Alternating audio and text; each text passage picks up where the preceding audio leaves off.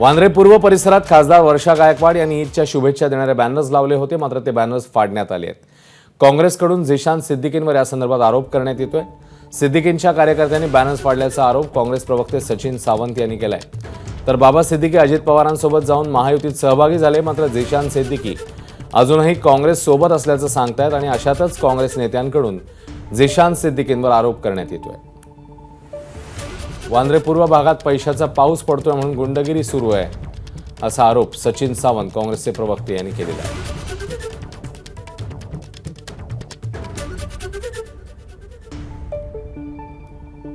या ठिकाणचे असलेले आमदार हे जरा बालिश असल्यामुळे त्यांना कळत नाही की इतर पक्षाचे सुद्धा झेंडे आणि पट्टे आणि त्या ठिकाणी कटआउट असले पाहिजेत।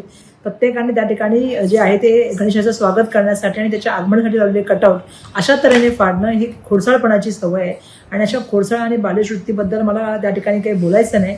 पण येणाऱ्या काळामध्ये जनताच ठरवेल की अशा आमदारांना निवडून द्यायचं की नाही। आता ते ज्या पक्षात गेले त्या पक्षांना कळेल येणाऱ्या काळामध्ये की किती बालिश आहेत ते आणि किती ते खोडसाळ आहेत। पण हे जी पद्धत आहे ना ही बरोबर नाही, एवढी तरी मॅच्युरिटी असायला पाहिजे। या संदर्भात एक्सवर पोस्ट करत काँग्रेसचे प्रवक्ते सचिन सावंत म्हणतात, काल आमदार झिशान सिद्दीकी यांच्या माणसांनी आम आदमी पार्टी आणि काँग्रेस पक्षाचे ईद ए मिलादचे बॅनर फाडले आणि काढून फेकून दिले। वांद्रे पूर्व भागात आता पैशाचा पाऊस पडतोय आणि गुंडगिरी सुरू झाली आहे। इतर सर्व पक्षांचे बॅनर काढून फेकले जात आहेत, असं या पोस्टमध्ये सचिन सावंत म्हणतात। हा पैशाचा माज आणि गुंडगिरीची मुंबई पोलिसांनी दखल घेतली पाहिजे, असंही त्यांनी म्हटलेलं आहे।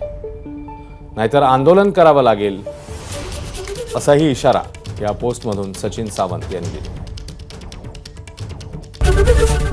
एबीपी माझा, उघडा डोळे बघा नीट।